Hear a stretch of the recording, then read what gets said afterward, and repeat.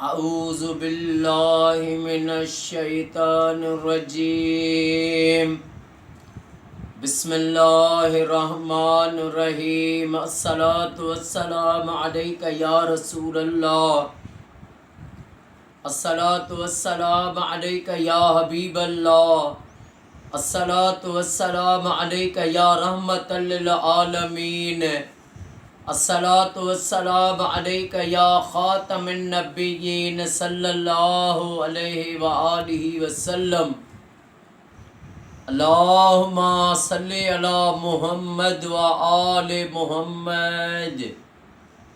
جو بھی میرا بھائی میری بہن میری اس ویڈیو کو دیکھے، اللہ پاک امام سجاد امام زین العابدین علیہ الصلوۃ والسلام کے صدقے اس کی تمام پریشانیاں دور کرے اور اللہ پاک اس کی فیملی کو ہمیشہ شاد و آباد فرمائے۔ میرے آقا کریم حضرت محمد مصطفیٰ صلی اللہ علیہ وآلہ وسلم سے جس نے محبت کی، جس نے آقا کے عشق میں خود کو فنا کر دیا،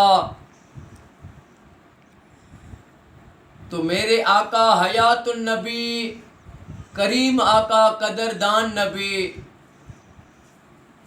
میرے آقا کو وہ غلام پیارے ہیں۔ حضرت جنید بغدادی رحمت اللہ علیہ جب دنیا سے پردہ فرما گئے تو ان کی جگہ پر جو بزرگ بیٹھے تو وہ جب مکے میں آئے تو اس نے سال بھر تک اس نے روزہ رکھتا تھا اور کبھی دیوار سے ٹیک نہیں دیتا تھا، ہر وقت اللہ کی عبادت میں رہتا تھا، ہر وقت رب کی عبادت کرتا تھا۔ تو کسی نے اس سے پوچھا کہ تم کوئی زندگی کا ایسا قصہ سناؤ کہ تم اتنی رب کی عبادت کرتے ہو کہ تمہیں خود کو تم نے فنا کر دیا ہے۔ تو اس بزرگ نے فرمایا کہ ایک بار میں اپنے جو تھی میرا آستانہ تھا وہاں پر میں موجود تھا، تو جیسے میں مسجد میں گیا تو وہاں پر ایک درویش آیا، سادے کپڑے پہنے ہوئے تھے، بال بکھرے ہوئے تھے،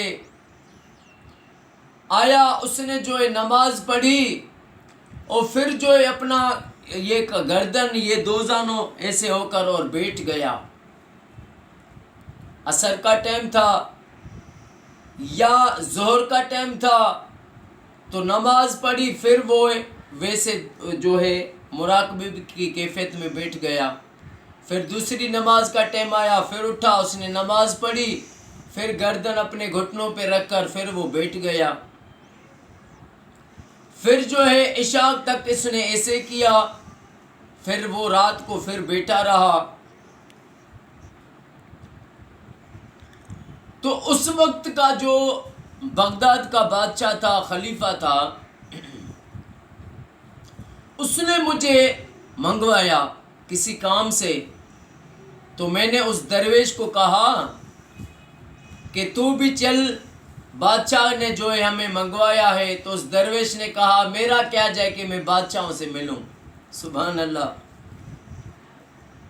اور جو دنیا دار ہوتے ہیں، نفس پرست ہوتے ہیں، دکھلاوے والے جو ہوتے ہیں، جھوٹ کے وہ بزرگ، وہ پھر ان بادشاہوں کے دروں پر ان کا بس جاتے ہیں، بس صرف دنیا کمانے کے لیے، ان کا در چھوڑتے ہی نہیں، اور اللہ والے ان کے در پر نہیں جاتے ہیں، وہ خود اللہ والوں کے در پر آتے ہیں۔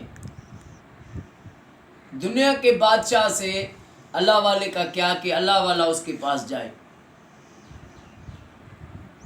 تو اس نے کہا کہ مجھے، اس درویش نے کہا کہ میرا کیا کہ میں اس بادشاہ سے ملوں، لیکن ایک بات ہے کہ تم مجھے ایک قسم کا وہ حلوہ ہوتا ہے وہ جو ہے میرے لیے لے کر آنا۔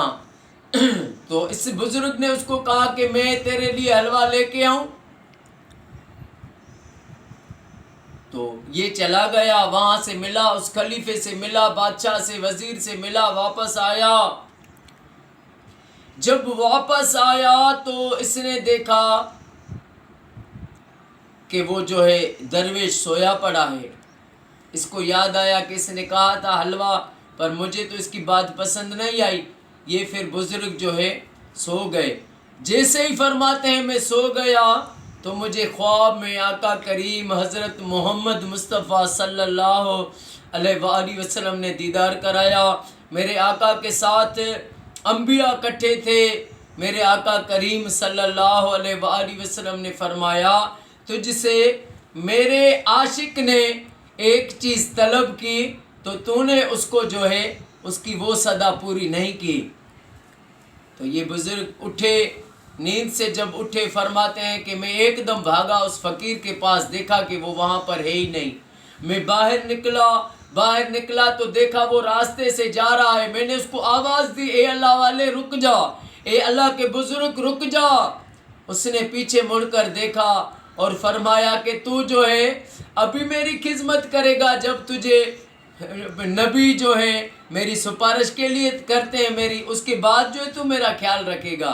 پھر کہتے ہیں وہ جب بزرگ مجھ سے چلا گیا تو میں نے پھر خود کو اتنا میرے دل پہ چوٹ آئی کہ میں نے دنیا کے سارے کام چھوڑ کر اللہ کی عبادت کرتا ہوں اب۔ اور اس بات کو یاد کر کے اور مجھے بہت پھر یہ حسرت رہتی ہے کہ کاش مجھ سے وہ وقت نہ چلا جاتا کہ میں نے ایک آقا کے غلام کی صدا پوری نہ کر سکا۔ تو زندگی یہ وقت یہ جب گزر جاتا ہے تو یہ پھر واپس نہیں آتا۔ تو اللہ پاک ہمیں، آپ کو، ہر مومن مسلمان کو ساری زندگی میں اپنے آقا پر درود پاک پڑھنا نصیب فرمائے، اور حسب توفیق اللہ پاک اتنا دے کہ کبھی کوئی سائل کوئی صدا کرے تو ہم اس کو کبھی خالی نہ لوٹائیں۔ اللہ پاک امام سجاد کے صدقے میں، امام حسن حسین کے صدقے میں میرے آقا کی ساری امت کو فرقہ واریت سے بچائے۔ ساری دنیا میں جہاں بھی مسلمان رہتے ہیں اللہ پاک ان کو اپنے گھروں میں لاکھ درود شریف پڑھوانا نصیب فرمائے، اور ہمیں رب مرتے دم تک اپنے کریم پر درود پاک پڑھنا نصیب فرمائے، پڑھنے کی سعادت نصیب فرمائے۔ السلام علیکم ورحمۃ اللہ وبرکاتہ۔